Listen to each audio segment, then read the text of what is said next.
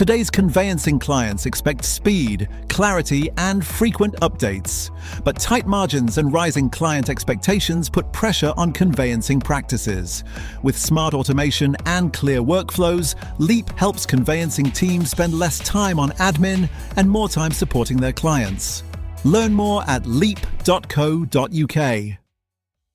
You're listening to the Today's Conveyancer podcast, the leading source of information for residential property lawyers in England and Wales. Don't forget to subscribe and sign up to our free newsletter at todaysconveyancer.co.uk. You can also follow us on LinkedIn and Twitter. Hello, welcome along to the latest Today's Conveyancer podcast. Today we welcome on Peter Thompson, CEO of Clozesure, a new service that has come to market in the wake of, I guess really, Peter, the massive number of properties that fall through in the UK. I mean, something like 1 in 3 properties fall through. It costs the economy, and the numbers vary, but somewhere in the region of about £1 billion a year once you take into account all of the sort of additional costs and losses associated with property fall throughs. So an opportunity today to talk about your solution and what you think it brings to the market. So thanks so much for joining. Pleasure. Nice to be here. Thank you for inviting me. In the first instance, we like to get a bit of a handle on who our podcast guests are. So Peter, tell us a little bit about yourself and your background. This isn't your first rodeo. This isn't my first rodeo, no. I'm 59, so I've had a fairly long career. I spent the majority of it in the financial world, specifically sort of managing risk, essentially, whether that's investment risk or other risks, life risks. And I was one of the founding partners of J. Rothschild Partnership, which became St. James's Place, which is now an enormous FTSE 100 wealth management business, where I spent 26 years working there, and then left there in 2018 to pursue this mission that I'm now on as a result of what happened to a sibling of mine. And hence Clozesure was born, and here we find ourselves today. Let's get on to the story of why Clozesure is a project that's quite so close to your heart and what it does, because it all stems from an experience that your sister had, wasn't it, where a property transaction she was involved in fell through. Correct. I've spent, as I just said, my life managing risk. And a few years ago, as you alluded to, my twin sister was sadly getting divorced from her husband, and they were selling their main marital asset, which was their home in Devon. And they'd sold it and exchanged contracts with their buyer. Now ex-husband went and managed to bridge the purchase of another property, which he completed on, refenced it and moved his livestock from one to the other. Came to completion day on their house sale, and their buyer failed to complete, which was a disaster. I mean, on the face of it, you think, well, happy days, they got his 10% deposit, sell the house on. It took many years to sell the property, over 7. And in the meantime, husband had to sell the farm he bought, move back into the marital home. They'd lost a lot of stamp duty on the sale of the farm he bought, and it took 7 years to sell the property. And in that interim, my twin sister with 3 young daughters, there was very little money to go around, so very little maintenance or divorce settlement. And it very nearly killed her, actually. And I mean, it was horrible. It was like watching a slow train crash, occurring over a number of years. And there's me sitting, at my desk at St. James's Place managing risk, thinking, well, this is weird, because, in life we can insure, guarantee, protect, hedge every single risk known to mankind. Mm-hmm. If it's a rare risk, then it's cheap to protect against. If it's a frequent risk, then often it's too expensive to mitigate. But nonetheless, every single risk known to mankind we can mitigate. And yet, to me, the largest financial transaction of a normal person's life is their house. And the most emotive transaction, particularly if they're in a chain, they're selling their house, they're emotionally invested in buying their new home, it's that transaction. You buy a country mile, And yet there's no, up until now, protection or way to mitigate the very rare, but it does happen, 1 in 2,100 times or thereabouts, of your buyer failing to complete. And so I set out on a mission, which involved leaving St James's Place, putting together a very good team of property and legal and financial professionals, and forming Clozesure as a company in developing a guarantee, which is a very, very affordable guarantee available to a home seller when they have received a offer on their property from a buyer which they've accepted. They can apply for Clozesure then. We will validate the sale price there and then and say, yes, if you get to exchange, hopefully, then your sale is as good as guaranteed at that price. So a vendor now can put in an offer on the property they want to buy, knowing that they have the peace of mind and certainty that if they do get to exchange on their own sale, then they're as good as done. And that's really the main thing. Those who come to divorce on exchange, and obviously we reconfirm those dates nearer the time because they always change. And what we're saying is that we will guarantee to buy your property if you want us to. It's up to you. It's a property purchase option contract, effectively, that you, the vendor, can trigger and oblige us to buy your property for 90% of your agreed sale value. There's no wiggle room on that. Once we've validated it, that is the value that we will commit to guarantee, and we'll buy it for 90% of its agreed sale value on the same day that your failed buyer forfeits his 10% deposit in your favour, and crucially with your conveyancer's cooperation in time to complete on any simultaneous onward purchase, thereby securing your new home and avoiding losing the deposit on your new home. And so that's really, what it does. It's this isn't a product or service for everyone. If you were selling to emigrate or whatever, you simply fouls the 10% deposit from your buyer and resell the property. But if you're in a chain, if you're one of the many house sellers in this country who is in a chain, who's selling their main residence to simultaneously buy a new residence and move from A to B, you have 10 days to sort out any mess if your buyer fails. And so this is a particular utility Clozesure to you, the chains, and also particularly attractive to probate sales, to executors of estates, because it's a fiduciary duty to the beneficiaries of the estate to make sure the sale goes through. And so our mission now really is to ensure that every home seller in the land knows about our safeguard, that we're there as a safety bar that they can use if they want to or not if they don't. It's a product, I think, and a service that people should, it's a product that they should buy, not be sold. That makes sense. It should be seen as a useful tool in the seller's toolbox to use if they want and not if they don't. As you say, it falls in that crack between it being a frequent risk but also a sizable risk. I mean, you talked there about you can insure away a lot of these risks, particularly if they're frequent but low value. But this is sort of a perfect storm, isn't it? Yeah. To think of comparables, I mean, life insurance is a very good one, and I must stress we are not insurance. This is a property purchase contract. But in the case of life insurance, we all get married, have children, take out life insurance. Why do we take it out? We don't take it out in the hope of ever claiming on it. God forbid. We hope we'll never claim on it, but we take it out for peace of mind, and that is what protection is there for.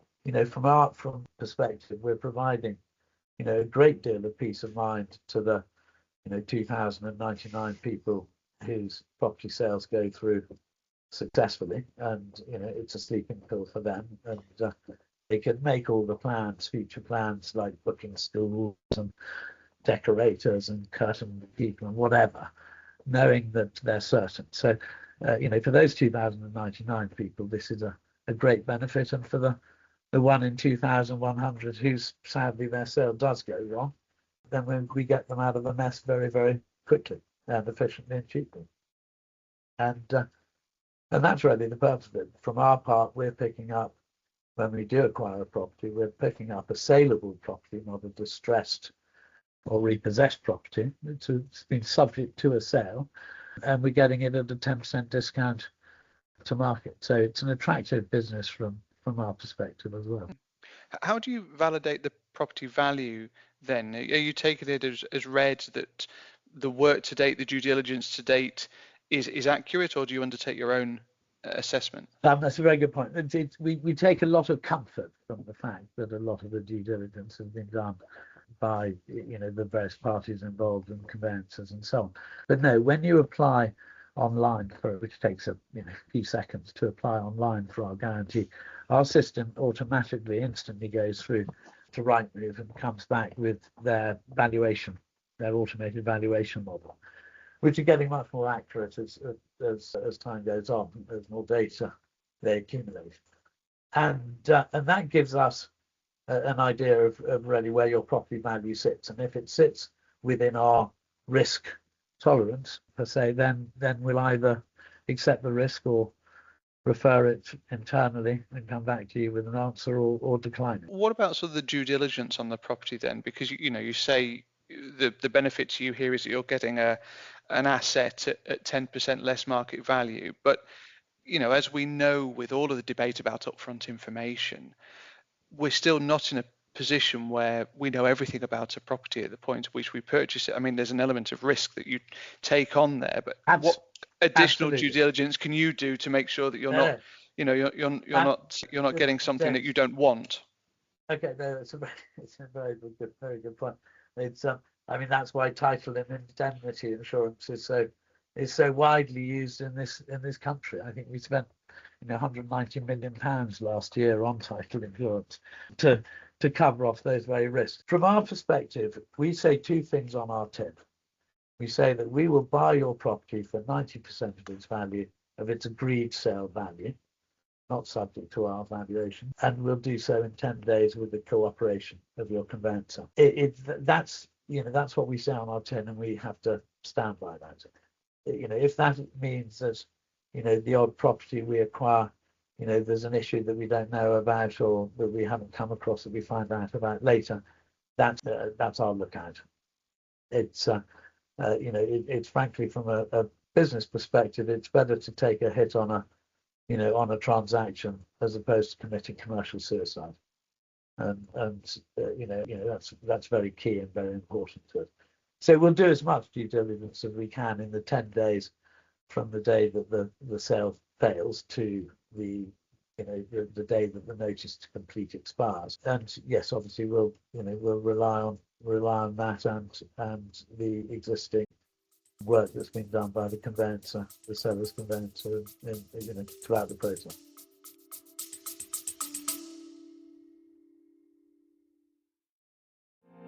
This episode is sponsored by Compass.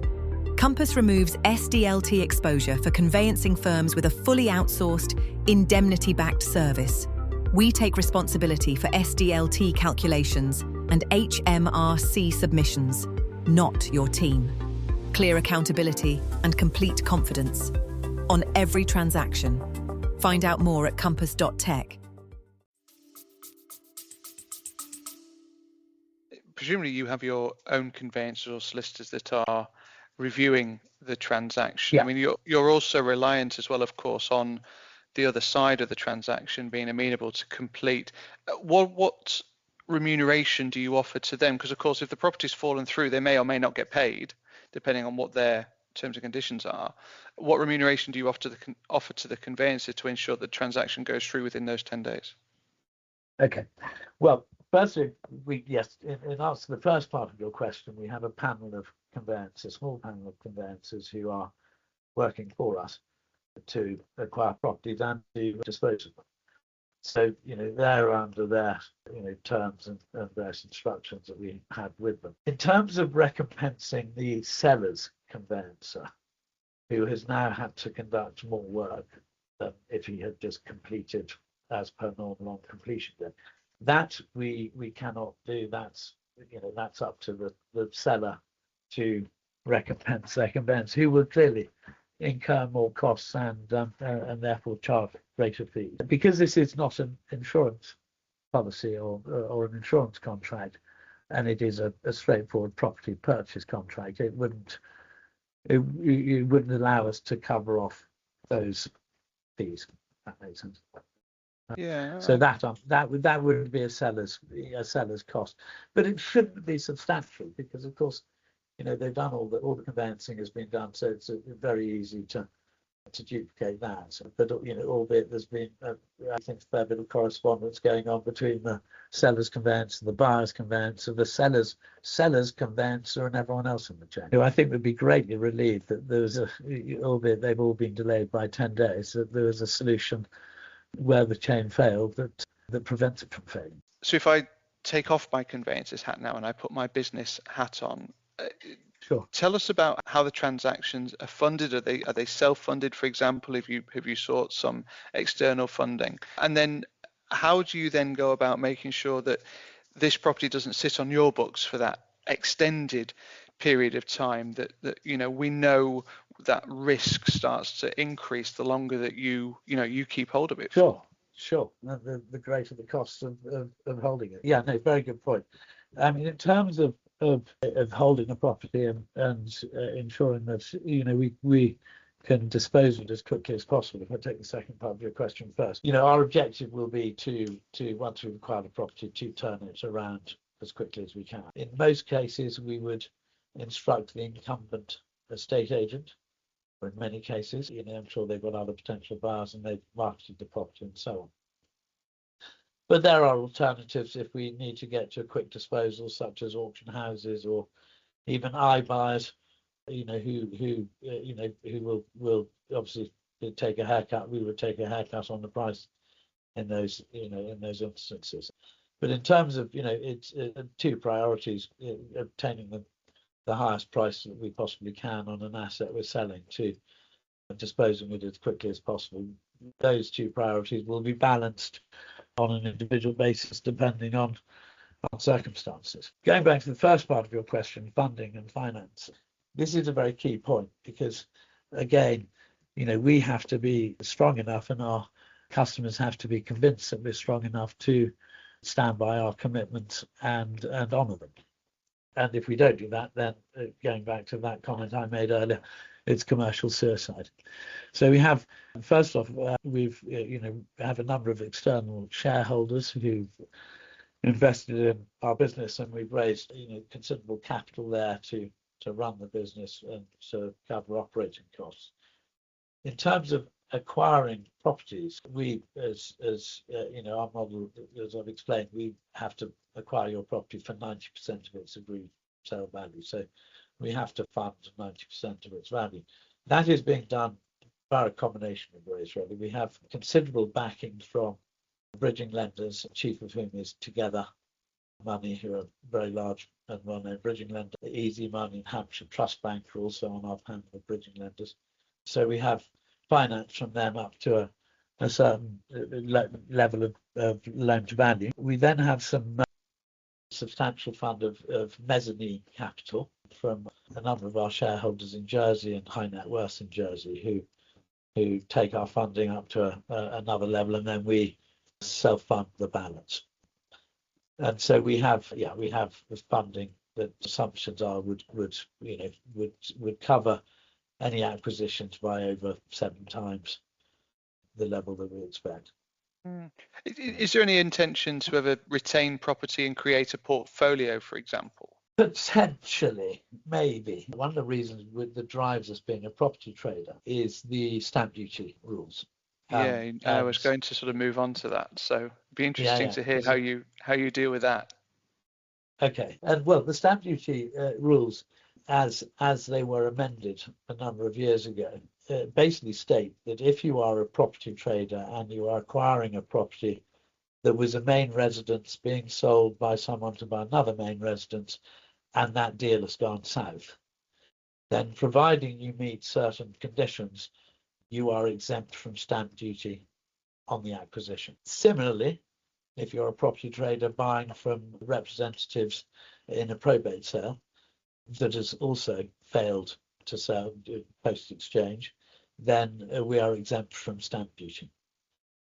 So on the assumption that the majority of our customers will be, not all, but the majority of our customers will be people in the chain or probate sellers, then the majority of properties that we acquire, if we meet the certain conditions, we will be exempt from stamp duty in their acquisition. One of the conditions is that you can't spend a lot of money, I think it's over £20,000 or 5% of the property value, renovating it or increasing its value before you sell it. So that is the main driver for us holding property. But yes, of course, we won't ever discount the fact that if circumstances allow in the future, we may well hold some and build a fund.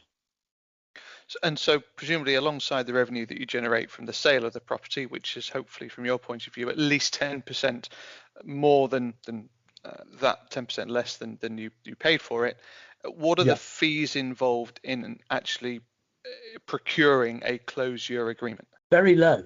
And this is obviously key and important because it's a very rare risk, but it's a catastrophic one if it happens.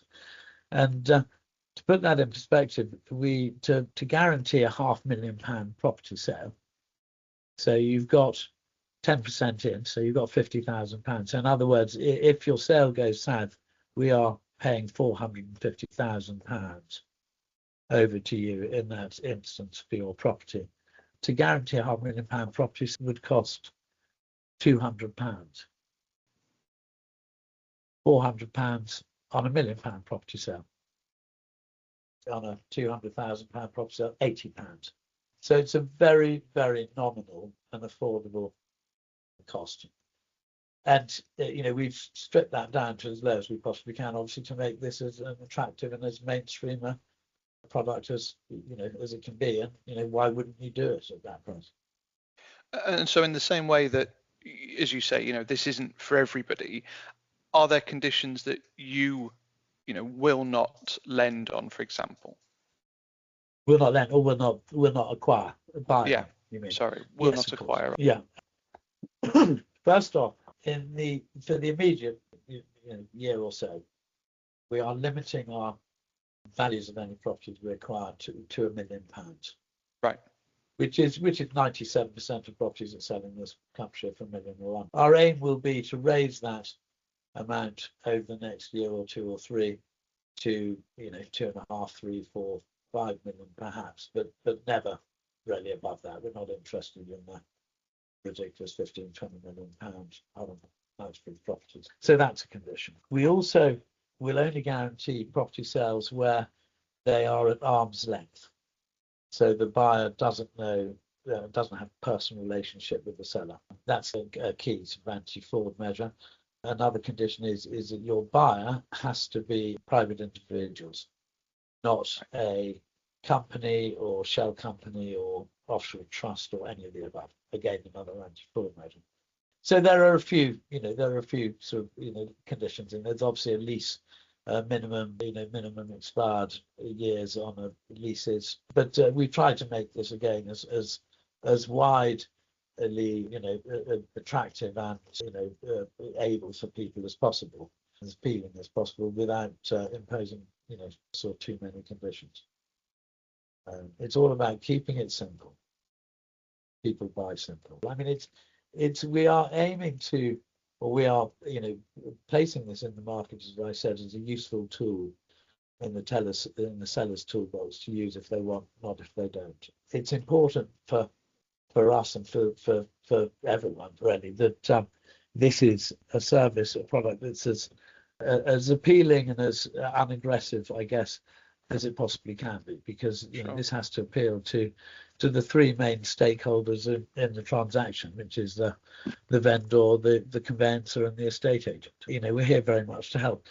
I'd also add that actually, because we haven't really talked about the failed buyer who loses their 10% deposit, which they breach contract, and that's the terms of the contract. That's part of the law of the land, as unfortunate as it may be for them.